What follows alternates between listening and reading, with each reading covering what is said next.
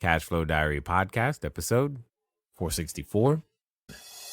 Welcome to yet another exciting episode of the CashFlow Diary Podcast, the podcast that teaches you insider tips, tactics, and strategies for creating leverage streams of cash flow into your life. Learn from top-performing entrepreneurs, business owners, investors, and thought leaders from across the globe as they share their secrets to success. Like what you learn on this and other CashFlow Diary podcast episodes? Go to learninvestingnow.com and sign up to receive powerful tips and information that will help you succeed as an entrepreneur and investor. Now, here's your host, investor, entrepreneur, business owner, educator, speaker, author, and master facilitator of Robert Kiyosaki's cash flow game, Jay Massey. All right, ladies and gentlemen, welcome to another episode of the Cashflow Diary Podcast. I'm your host, Jay Massey, and I'm glad that you are here today because here's the thing. When it comes down to it, I know you know that we all want to just, become better. We want to become bigger. We want to become better, but some of us just want to get started, but many of us just want to improve. And what on earth are we to do when we have questions? Well, typically, we can take our questions, especially in today's day and age, to an expert and hopefully get them answered. And most importantly, be able to take action on the information that we then receive. So I have with me today America's #1 business expert. She's known as SmallBizLady. Her brand reaches over 3 million entrepreneurs every week. And she's been doing this for 20 years. Now think about it. That means we're going to get some sage advice. That also means that we probably should take some notes because at the end of the day, what we want to do is make sure that we capture and remember it so that we can take action on the information that we receive.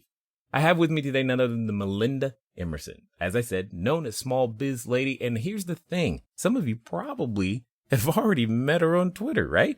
At the end of the day, when it comes down to it, you want information that's actionable. You want information that you can use. And when we're talking to someone who has an award-winning marketing consulting firm based in Philadelphia, serving Fortune 500 brands, that means we can listen, we can follow, and now it's time to learn. Help me welcome Melinda Emerson. Melinda, how are you doing?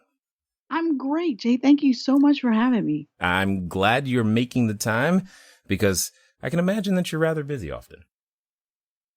Yeah. I mean, we always have things going on in SmallBizLady Enterprises as well as my consulting company, Quintessence Group. So we're always hopping around here.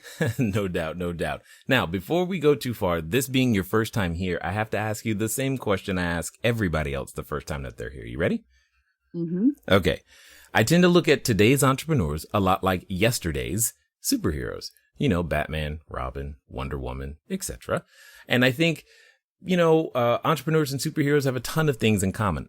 For example, as an entrepreneur, occasionally I can imagine myself, running around town, using our products and services, saving our customers, and occasionally even wearing some tights and a cape.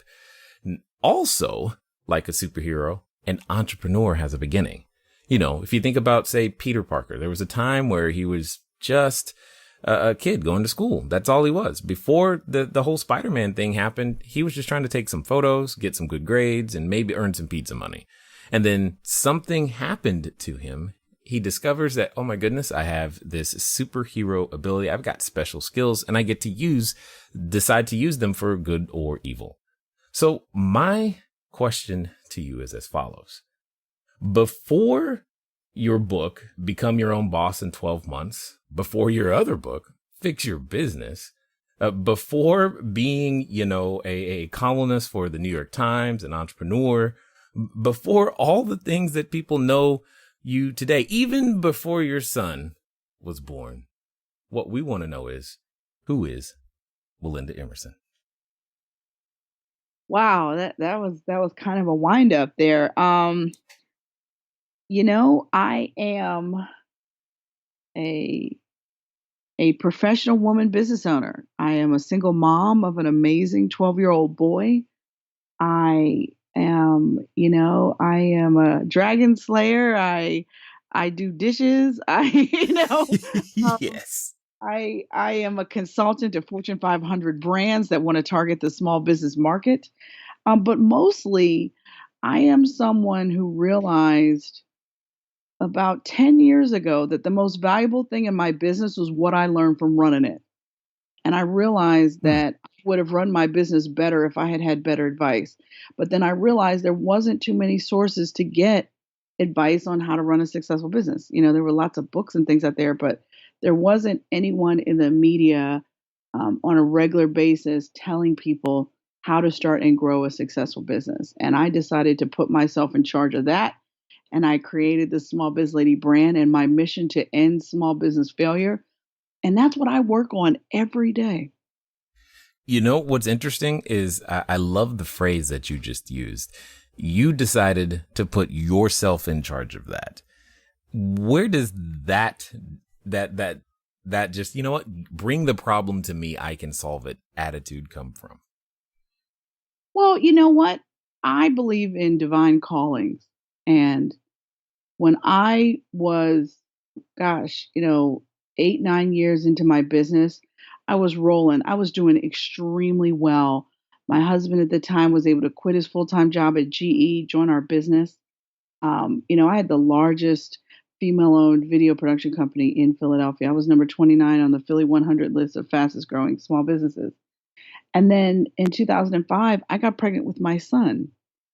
And I basically went from being the worst workaholic you ever met in your whole life to being put on bed rest for 6 months and not able to leave my house. Oh And no. Wi-Fi was not in existence in 2005, right? So it wasn't like I could just be at home on my computer still working. No, I mean, they basically ground my whole situation to a halt, to a stop. And for me, I had made the number one mistake you make in business, which is I had built a business that couldn't run without me. Hmm. All these employees and all this equipment, all this stuff, and big offices downtown. And I had built a business that could not run without me. And we almost lost everything the year that I was pregnant with my son. And, but the good news story about that is that while I was home on bed rest, it was the first time I had ever stopped to really look at my business and think about my business because I was so busy doing my business. And I started writing out all these expensive lessons that I had had the opportunity to learn. And man, the list was long. Oh, it was scary. All the things we had done bad. And I was just like, there's got to be a better way to do this. And how come nobody was telling me these things out here that could happen to you? And, dealing with banks, dealing with workman's comp, dealing with, Hmm. employees that go and file for unemployment, like just crazy stuff that happens to people that shouldn't, but that you have to deal with it anyway. And I just realized that my calling was not running a video production company. My calling was helping people start successful businesses. And literally, I had a vision and a dream 3 times that I was supposed to be America's number one small business expert. And then God moved every mountain out of my way to make it happen, including me getting my first phone deal, my book deal from just being on the phone one day with someone saying, look, I got this book. I think I can help people. And, I didn't have a blog. I didn't have an agent. I didn't have a book proposal. I had 4 chapters in the table of contents, man. That's it. And I literally, the man on the other end of the phone said, well, send me your chapters and I'll let you know what I think of your little book. Like, that's how he talked to me crazy, and I was just like, all right. And that was Thanksgiving 2007. Nice. And I sent it to him, and January 3rd, 2008, he called me and he said, you got any more chapters? I like your little book. Yes, that's awesome. Now, here's what I am hearing, and I want everybody else to hear. I know oftentimes when we're trying to go out there and to make business happen, Melinda, we can get stuck in this, let's say, planning stage, getting ready stage. I don't hear a whole lot of, I hear a lot of action, from your end as versus, I want to, strategize to get ready before I start moving into any particular direction. So What would you say about to those who are probably wanting to start a business, thinking about it, saying, yeah, Melinda, I feel like I've received that same calling, that message. I've got to do something. Yeah. Well, What's their first step? Wait a minute. Oh, Okay. So I need to back this story up some. So oh, okay. I have leaped over some steps to make you believe that just because one has an idea, one should go out and do it. Okay. I believe that you have to plan for success. Success is not going to just happen to you. I do not believe in people quitting jobs to start businesses. I think that's madness. I think that in my first book, Become Your Own Boss in 12 Months, which the story I just told you about how that book came about, one of the things I sat down and thought about was what is the right way to transition from having a job to starting a business. And I developed what I call the Emerson planning system, which is actually my 6-step system that I take people through before they start their business and certainly before they quit their job. So the first step in the Emerson planning system is really figuring out what you want and why you want it. The fact that you don't like your job is not a good enough reason to start a business. you need some more compelling reasons than that. And so I start with people developing a life plan. The second thing I tell people to look at is, okay, you figured out that starting a business is for you. Okay. All right. Well, how you going to pay for it? Because banks do not loan money to start up businesses. So where is your money at to launch this business? And oh, by the way, where's the pot of money you're going to use to maintain your household while you're doing it? Because it takes 18 to 24 months for a small business to break even, let alone throw off enough money to replace your corporate salary. So what are you going to do? The money to start your business needs to come from your right or your left pocket. How much you got in your right? I like it. You really have to think through the money piece because it's real. I mean, money's going to go out for a long time before it starts coming back in, and you just have to know that. Well, sometimes the money goes out faster than you originally anticipated. Oh, and it always does. That's the reason why you got to have a stash of money also to maintain your household. Because true story, the first year I started my business after I left my job as a television producer, my air conditioner broke on the hottest day in July. Uh-oh. I mean, yeah. So you imagine I just left my job, just started my business, and 2 months later, my air conditioner goes in the middle, That's got to be fixed. That's a $4,000 to $7,000 problem. Right. You got money to deal with that? Or, kids need braces, cars break down. I mean, there's all kinds of stuff that happens that you still have to manage while you're growing this business. Now, it's nice sometimes if you have a spouse that has a job, that's cool. But, your spouse is only going to carry you for so long until that's going to start putting some serious wear and tear on your relationship.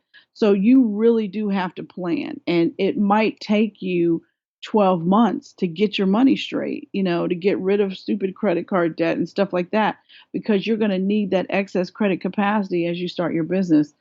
And you're going to have a realistic timeline for just how you're going to pursue this business and how much it's really going to cost you to do it. Okay. So here, hold on. Here's I know a thought going through somebody's head listening right now. They probably driving on their way to work as they speak, and they just like, but Melinda, I want to leave now. You telling me I got to stay there for 12 more months while I fix this stuff?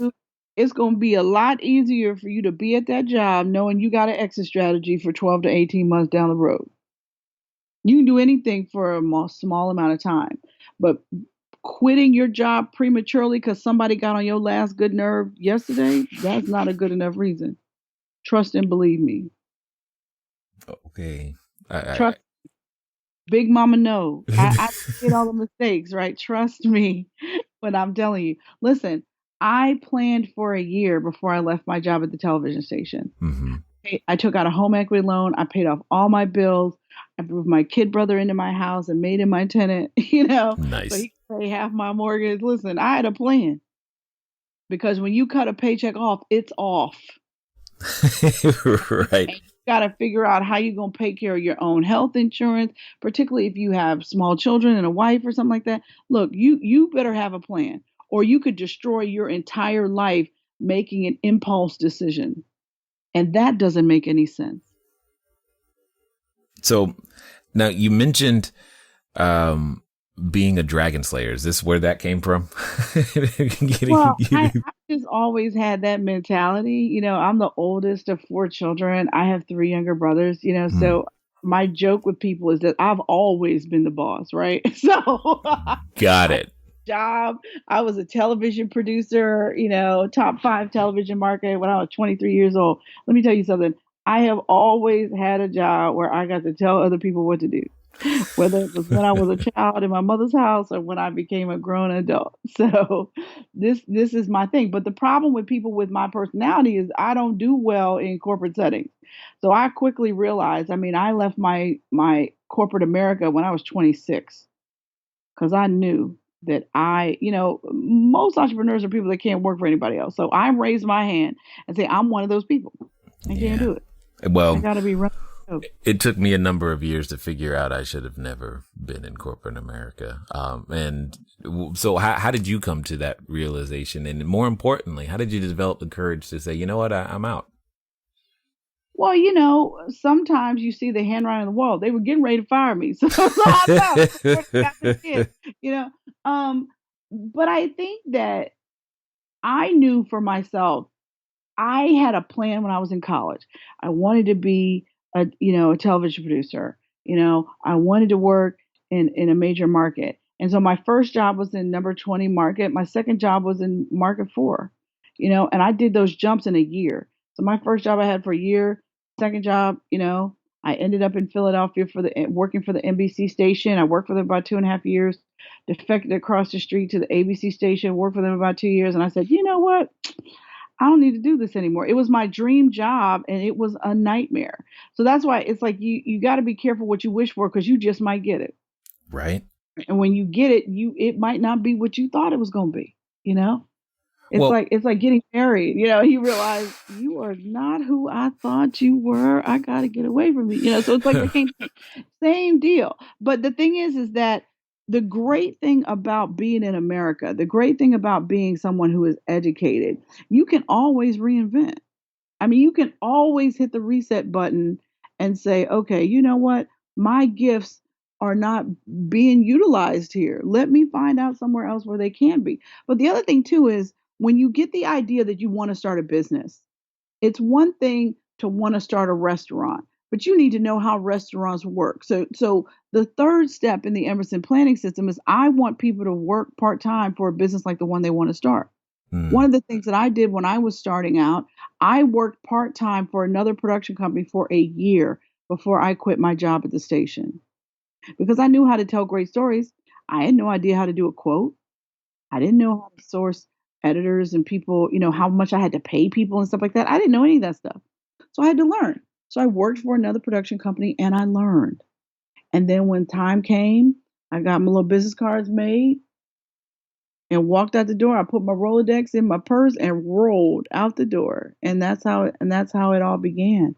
But I learned everything I know about business the hard way because I have a communication studies degree. I'm a journalist. I'm not a business major, so it was hard. That was the reason why when I looked up later, when I finally had time to sit down and think, I was like, wow, look at all these the mistakes I didn't have to make if I had had better information. And that's why I said, well, I got to be the person giving out the information. 'Cause people so don't.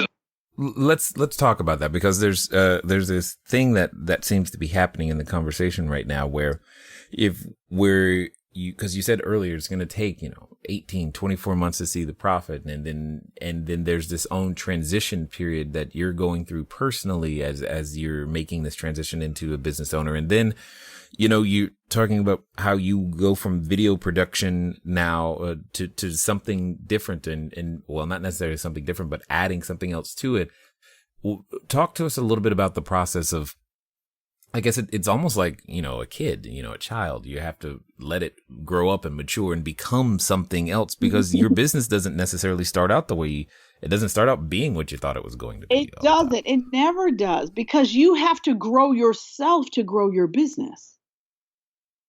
So as you learn, as you grow, as you read, as you get around other business owners and you get to learn from your peers, you get to work on your own leadership skills. That's when you're like, oh, you know what? I do need to hire differently. Oh, I really do need job descriptions. Oh, I have to take on the role of mentor to my employees. I can't just assume that they're going to show up and know what to do, even if the resume says that they do know what to do. You know what I mean? So it's like, but you learn this stuff. Nobody wakes up and comes out of the college and they're a great manager, right? They have to learn how to do that. And certainly, just because you're a business owner, that doesn't even mean you're going to be a good manager. You got to No. work at that. You got to learn what that is.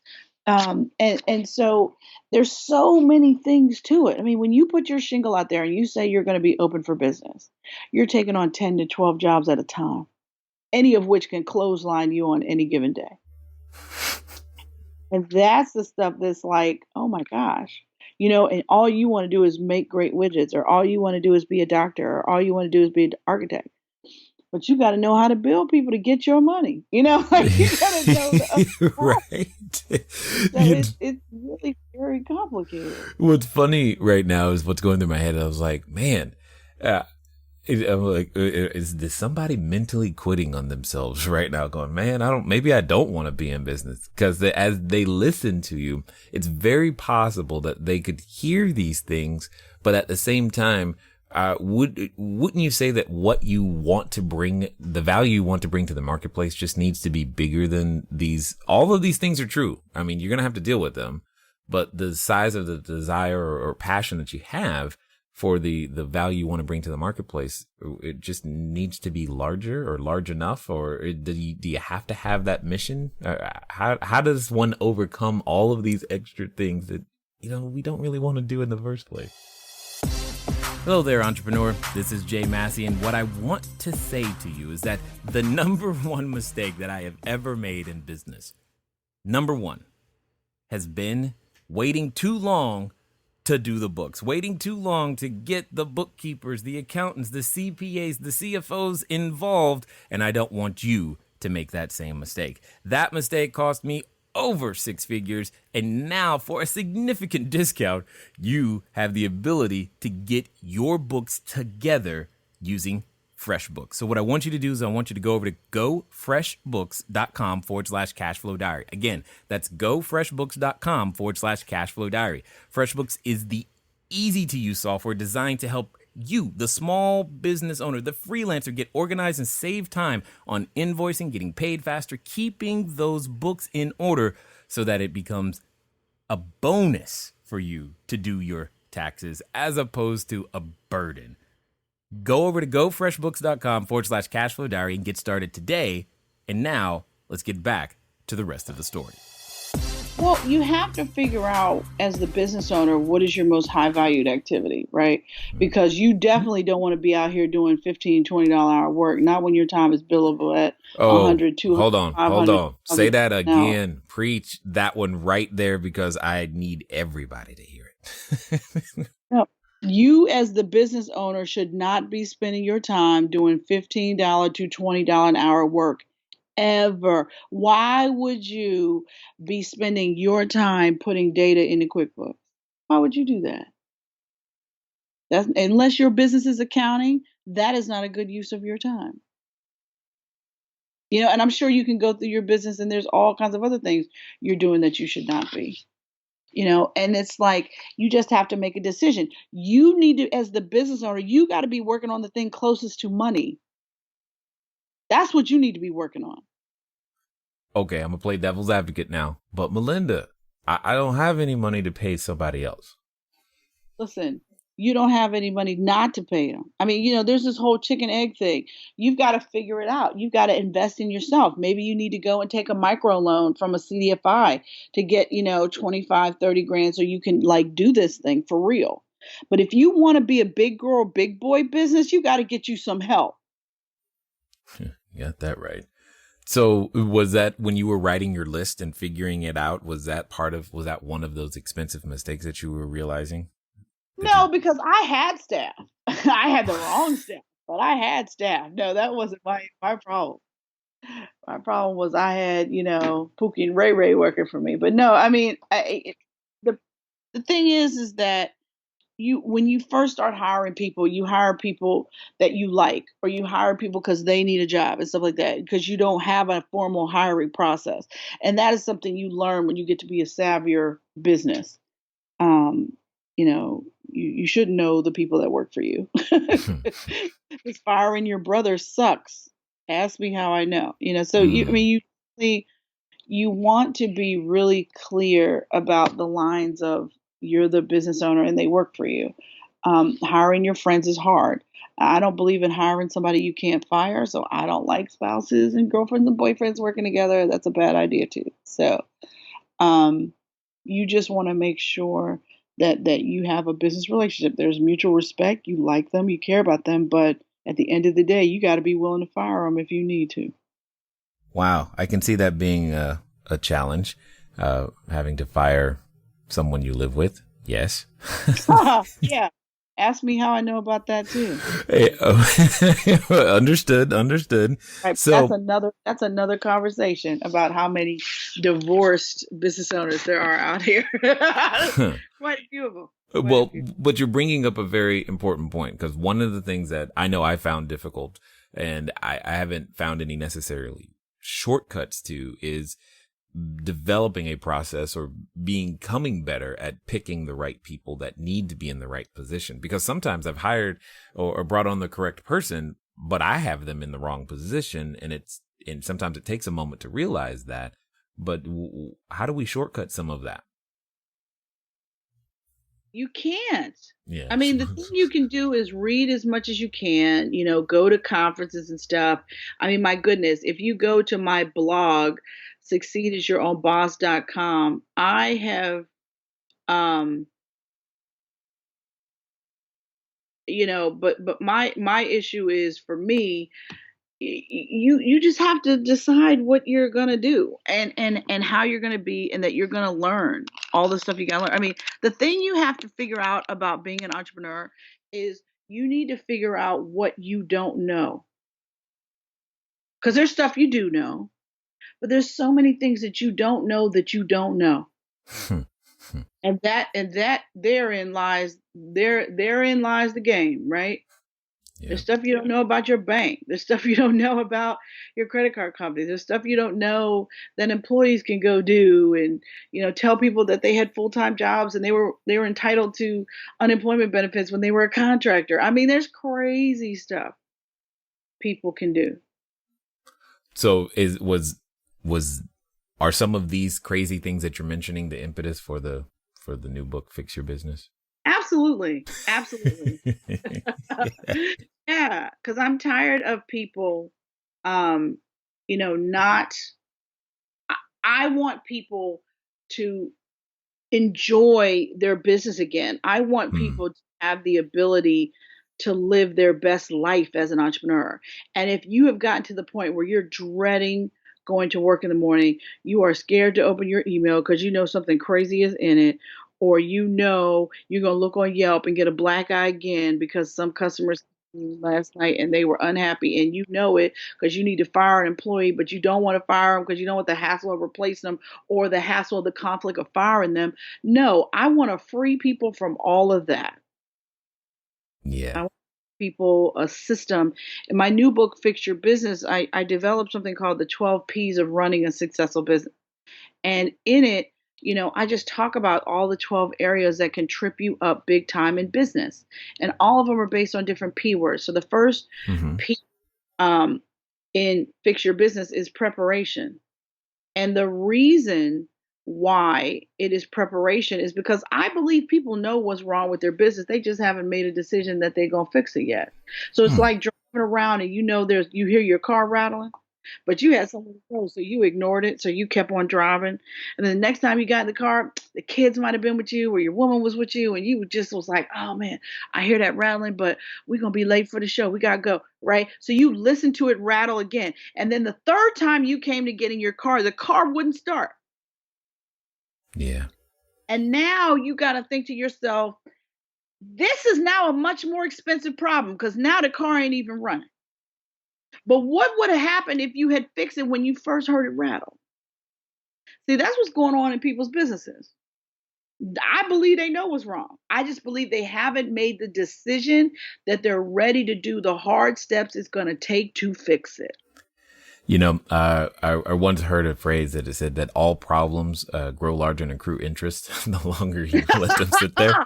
I like that. I'm going to use that. I'm going to use it, but I'm gonna use that because that's a good one. No, and listen, and 50% of all business problems are not so well hidden personal problems, right? Huh. So I don't know an entrepreneur that doesn't want to talk to me about their employees, their people, right? And I'm like, well, what is it like to work for you? Are you a good boss? Are you a mean boss? Are you the type of boss where everybody knows what kind of day you're having based on how you treat them? People leave people. People don't leave jobs. So what is your ego? What's killing your business? Are you treating your employees and your customers like they're bothering you? Because that's not going to work. So in chapter 3 of my book is people. I get all over people's people issues. Well, you said something earlier that, we can't necessarily outgrow. I mean, the business grows almost, I would assume, directly proportional to my own personal growth. So absolutely, this seems like would be one of the places, like, I guess basically what you're saying is that if you're having a trouble with your people, possibly look at yourself first is what I'm hearing. Try that. I mean, but the other issue is people need a real hiring process. People need job descriptions. They need to figure out where they're going to source talent from. Are they going to get on job boards, LinkedIn, Monster, Indeed? What are they going to do? Then they got to say, okay, well, who's going to do the first screening of the resumes that come in? Because you might get 100 or 2 for one position. So who's going to look through the craziness to get down to 20 that are maybe reasonable to look at? Then after that, how are you going to interview people? Are you going to do phone interviews? You're going to do in-person interviews? You're going to do panel interviews? Do you have a list of questions? Are you going to ask all your interview candidates the same questions? Or are you going to get sidetracked because you like their shoes and start having a conversation about their shoes? And next thing you know, you're going to hire somebody who you didn't check whether or not they had the skills to actually do the job you need them to do. I haven't seen that happen before. Anyway, so my point is, hiring people is no joke, but replacing people is expensive. Even an entry-level employee, it's 2 to 3 times their salary to replace them. Yeah. And well, it's worth not hiring the right way the first time.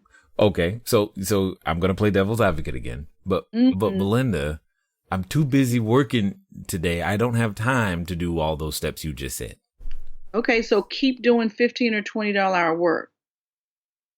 Keep doing $40 or $50 an hour work that you could pay somebody to do instead of going out and getting the client that's going to pay you $500 an hour. Keep doing it then. If what you're doing is working for you, okay. Keep doing it. Because maybe I don't know what I'm talking about.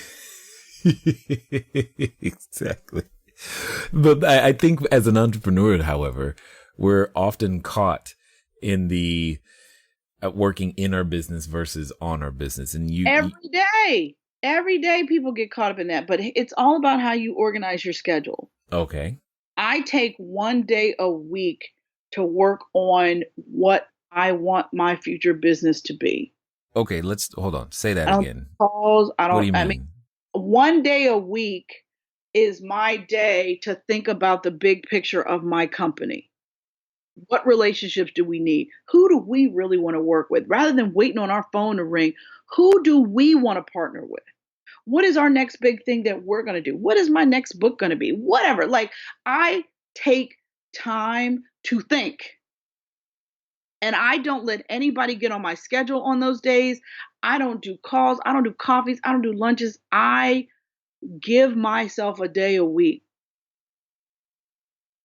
And even when I'm working the rest of the week, I prioritize 5 major tasks a day, and I try to get them done before 11 a.m.